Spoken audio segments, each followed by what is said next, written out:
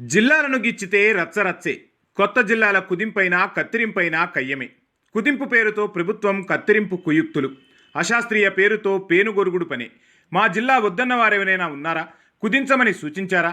ప్రజల నుంచి వచ్చిన డిమాండ్లే కొత్త జిల్లాలు. జిల్లాల కుదింపు అసాధ్యం. కొట్లాడి సాధించుకున్న జిల్లాల కోత కుదరదు. సిరిసిల్లకు జెల్ల కొడతారా? ములుగును ముంచగలరా? పాలమూరు పార్టులు పేర్చుతారా? ఖమ్మం జిల్లాను క్రోడీకరిస్తారా? మళ్లీ ఉద్యమాలు ఎగదోయాలని చూస్తున్నారా?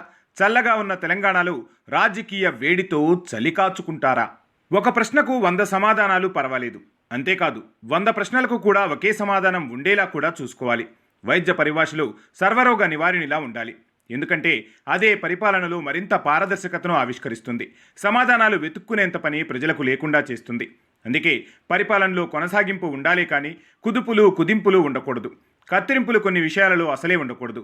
జనం కావాలని కోరుకున్న వాటిని ముట్టుకోవడం అంటే మళ్లీ సమస్యను మొదటికి తెచ్చుకున్నట్లే. నిజంగా ఏ పాలకులైనా చిన్న చిన్న తప్పిదాలు చేయొచ్చు. వ్యవస్థీకృతంగా కొన్ని జరగచ్చు.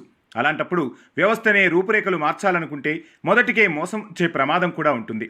ఆపరేషన్ చేసిన ఆరోగ్యం కుదుటపడేయాల్సిన చోట అవయవమే తీసేస్తా అంటే అది ప్రమాదం కూడా అవుతుంది. ఆపరేషన్ చేసిన ఆరోగ్యం కుదుట పడుతుంది. అలాగే పాలకులు తీసుకునే నిర్ణయాలు జనామోదం పొందేలా ఉండాలి. జిల్లాల విషయంలో కొత్త ప్రభుత్వం వేలు పెట్టడం అంటే తేనెతుట్టును కదిలించడమే. ఇది ఎవరికీ మంచిది కాదు. ప్రభుత్వాలు సహజంగా ప్రజా వ్యతిరేక చర్యలు చేపట్టాలని ఎప్పుడూ అనుకోవు. ప్రజల ఆలోచనల నుంచే పాలకులు కొన్ని ప్రయత్నాలు మొదలు పెడతారు. అది కొన్నిసార్లు చిన్న చిన్న పొరపాట్లు జరగచ్చు. అంతమాత్రాన ప్రయత్నమే తప్పని అనకూడదు. ఇప్పుడు అదే జరుగుతుంది. పరిపాలనా సౌలభ్యం కోసం గత ప్రభుత్వం తెలంగాణలోని 10 జిల్లాలను 33 జిల్లాలుగా విభజించింది. అధికార యంత్రాంగాన్ని కూడా అందుకు అనుగుణంగా మార్చివేసింది. ఏ అధికారి ఎలా పనిచేయాలి, ఎంతవరకు పనిచేయాలి, ఎన్ని ఇన్ఛార్జీలుగా తన పనిని విభజించుకోవాలన్న దానిపై అధికారులకు కూడా ఓ స్పష్టత వచ్చేసింది. అలాంటి దాన్ని మరోసారి సరిచేయాలనుకోవడం తప్పు కాదు. కానీ శాస్త్రీయత పేరుతో మళ్లీ కొంత గందరగోళం సృష్టించడం మాత్రం కాంగ్రెస్ ప్రభుత్వానికి ఇబ్బందికరమైన పరిస్థితిని తీసుకురావచ్చు. ఎందుకంటే ఇప్పుడు గ్రామీణ ప్రాంతాల ప్రజలు కాంగ్రెస్ వైపు నిలిచి గెలిపించారు. ఇప్పుడు అదే గ్రామీణ ప్రాంతాలలో మరోసారి ఆత్మగౌరవం అన్నది నిద్రలేపే ప్రయత్నం చేయొద్దు. గత ప్రభుత్వం చేపట్టిన జిల్లాల విభజన శాస్త్రీయంగా జరగలేదన్నది కొంతవరకు ఉన్న మాటే అయినా పాలనాపరంగా చాలా దూరం వెళ్ళింది. ఇప్పుడు మళ్లీ మానిన గాయాన్ని రేపడం వల్ల ఎవరికీ మేలు జరగకపోవచ్చు. ప్రభుత్వం వేసిన కమిషన్ అవే జిల్లాలను సమర్థిస్తే ప్రభుత్వం పరువు పోతుంది. కొన్ని మార్పులు కోరితే వాటి అమలుకు ప్రభుత్వం పూనుకుంటే వ్యతిరేకత వస్తుంది. ఎలా చూసినా ప్రభుత్వానికి ఇబ్బందికరమే. కమిషన్ వేశాక ఏదో ఒకటి చేయకపోతే ప్రభుత్వం చేతగానితనం అవుతుంది. కాకపోతే చిన్న చిన్న సమస్యల కోసం తేనెతుట్టును కదిలించడం అన్నది సరైంది కాకపోవచ్చు.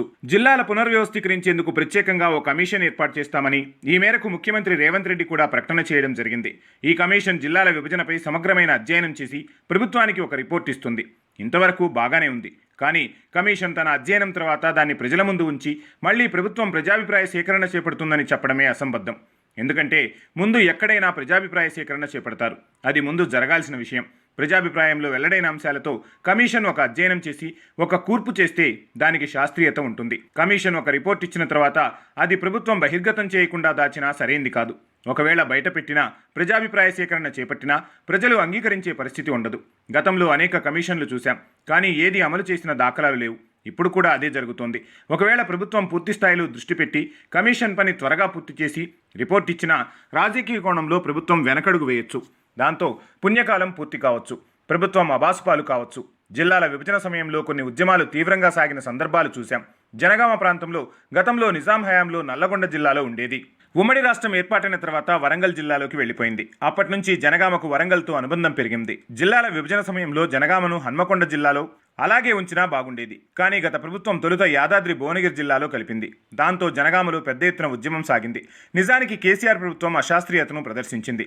అయితే జనగామ ప్రాంతం భువనగిరి పార్లమెంటు పరిధిలోకి వెళ్ళింది. దాన్ని దృష్టిలో ఉంచుకుని గత ప్రభుత్వం జనగామను యాదాద్రిలో కలిపారు. కానీ పోరుగడ్డ జనగామ అందుకు అంగీకరించలేదు. తెలంగాణ ఉద్యమం జరిగినంతకాలం 144 సెక్షన్ అమల్లో ఉన్న జనగామలో తెలంగాణ వచ్చాక కూడా అదే సెక్షన్ అమల్లో ఉంది. అయినా ప్రజలు వెనక్కి తగ్గలేదు. తెలంగాణ కోసం ఎంత ఉద్యమం చేశారో జిల్లా కోసం కూడా అంతే ఉద్యమం చేశారు. తెలంగాణలో ఆసిఫాబాద్, జగిత్యాల, సిరిసిల్ల, వనపర్తి, ములుగు, జనగామలు చిన్న జిల్లాలుగా గుర్తించారు. మరి జనగామను ప్రభుత్వం ముట్టుకునే ప్రయత్నం చేస్తే మళ్లీ ఉద్యమం మొదలవుతుంది. తెలంగాణలో జరిగిన ఈ అశాస్త్రీయతను చూసిన తర్వాతే ఆంధ్రప్రదేశ్లో జరిగిన జిల్లాల విభజన పార్లమెంటు స్థానాలను దృష్టిలో పెట్టుకుని చేశారు. అయితే 2026లో మళ్లీ దేశవ్యాప్తంగా పార్లమెంట్, అసెంబ్లీ నియోజకవర్గాల డీలిమిటేషన్ ఉంది. అప్పుడు మారితే ఏం జరుగుతుందన్నది అక్కడ కూడా అగమ్యగోచరమే అవుతుంది. అలాగే తెలంగాణలో కాంగ్రెస్ ప్రభుత్వం పార్లమెంట్ నియోజకవర్గాల వారీగా జిల్లాల విభజన చేపడితే డీలిమిటేషన్ సమస్య మళ్లీ ముందుంది. దాంతో సమస్య మళ్లీ మొదటికే రావచ్చు. ఇదంతా లేనిపోని పీతలాటమే తప్ప ప్రయోజనం ఉండదు. ఎందుకంటే ములుగు జిల్లా కోసం ప్రస్తుత మంత్రి సీతక్క ఎంతో కాలం పాటు పోరాటం చేసి సాధించుకున్నారు. ఇప్పుడు ఆమె మంత్రివర్గంలో ఉన్నారు. ప్రభుత్వం ఒకవేళ మంత్రివర్గంలో ములుగు జిల్లాను తొలగించారన్న దానిపై చర్చ తీసుకొస్తే ఏం చేస్తారు? ఒకవేళ ఆమె జిల్లా రద్దుకు అంగీకరించకపోతే ప్రభుత్వానికి తలనొప్పి. ఒకవేళ ఒప్పుకుంటే జిల్లా సాధన కోసం రాజకీయ ప్రయోజనం కోసమే ఉద్యమం చేసిందన్న అపవాదు మూటగట్టుకుంటుంది. అంతేకాకుండా జిల్లా ఏర్పాటు కావడం వల్లనే ములుగులో ప్రభుత్వ వైద్య కళాశాల ఏర్పాటు చేయడం జరిగింది. ఆ పనులు కూడా పూర్తయ్యే దశలో ఉన్నాయి. ఒకవేళ ములుగు జిల్లా రద్దు అంటే ముందు ప్రభుత్వం మీద తిరుగుబాటు చేయాల్సిన పరిస్థితి అక్కడే మొదలు కావచ్చు. అందుకే పరిపాలన సాఫీగా సాగే పనులకు పూనుకుంటేనే ఎంతైనా మంచిది.